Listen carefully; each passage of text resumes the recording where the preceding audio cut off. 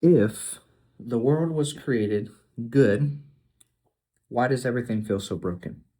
Hey, today's Small Group Leader podcast, we are going to dive into, again, one of our uh, big core values in our statement of faith. We've done this. This is a longer series that we're doing with you small groups. I hope you've enjoyed it.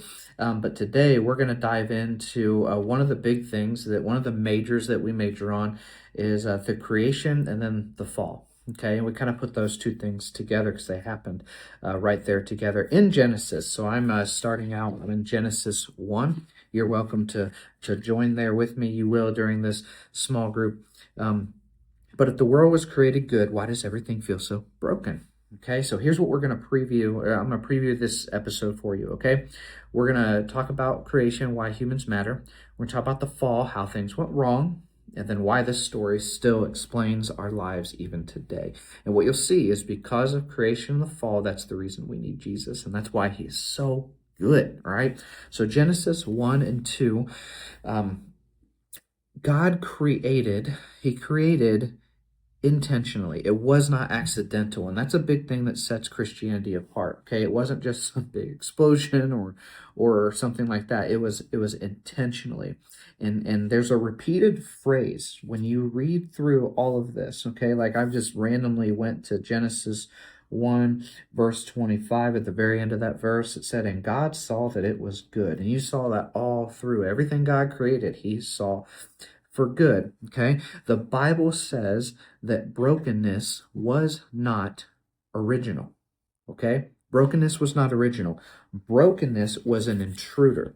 All right. What God made, he made intentionally, and he made everything good. And it was good in the beginning.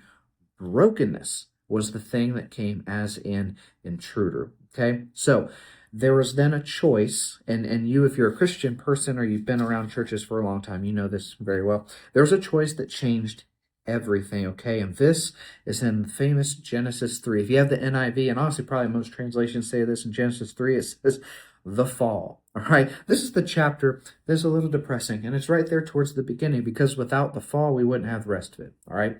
So, Genesis 3, here's what actually happens. There was a temptation. Now, temptation, what is temptation? We kind of, that's like a theological word that we don't really talk about too much. Temptation is something that questions God's goodness, okay? If your temptation to sin, be it sexually, it's essentially the core behind it is questioning God's goodness for what he deems as right sexually, right? So it questions God's goodness. And you'll notice the enemy was so clever. Did God really say? He didn't just say, hey, God was wrong. He knew he wouldn't have got Adam and Eve with that. He said, did God really say? So here's what happened with the fall, and this is key. Adam and Eve, humans, chose autonomy over trust. Okay? Did you know that you can't have both? Sometimes you can have both, but you can't have both. Okay?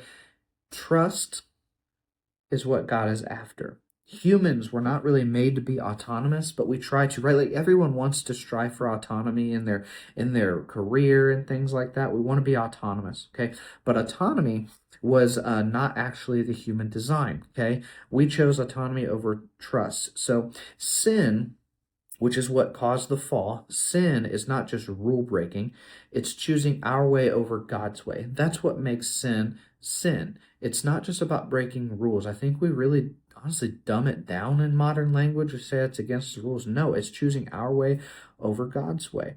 Okay? So what sin did with the fall is it introduced broken relationships, pain, death, disorder. You see that all over Genesis chapter 3, and then you come over here to Genesis chapter 4. What's the start of that one? Cain and Abel. And most of us know what happened with Cain and Abel. Okay, it took sibling rivalry to a whole new level. All right. So the key insight from this part of the fall explains why we're capable of beauty and brutality at the same time. Okay. Now, why does this still matter? Okay, I'm trying to keep this one shorter so you guys can have much more conversation. So why does all this still matter? We long for meaning. Okay, that was part of creation. We had meaning, we had purpose. All of us do that.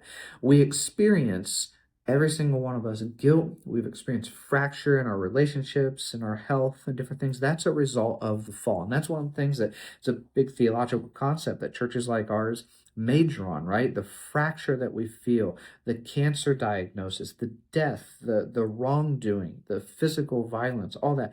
It's a result of the fall. Now, the Bible's perspective, when you read right at the beginning of the Bible story, evil isn't an illusion. It's real. And sometimes churches, they try to, and I hate this phrase, but it's true. They kind of water down things. They don't talk about the fact that we live in a broken world. And we try not to do that around here. We want people to be we're very honest about that. We had a sermon not too long ago talking about just death and suffering and sorrow. Okay. Evil is not an illusion, but humans aren't the problem alone. However, we're not the solution either. Okay. There is a solution. And God sent him. It's his son. That is why you have to have creation in the fall if you're going to have salvation. All right. So God doesn't abandon humanity after the fall. That's a part that I think we kind of glance over sometimes. He didn't abandon humanity after the fall. But what this does, creation in the fall sets up literally the rest of the biblical story. Okay, so here's what I want to close with. Here's just some closing thoughts and reflections that I wrote down, and I'll put this in the guide, but I want you to think about this. What if your sense that things aren't the way they should be is actually evidence that you were made for something better? And I think it is. The Bible begins with creation, it explains the fall, but it doesn't end there.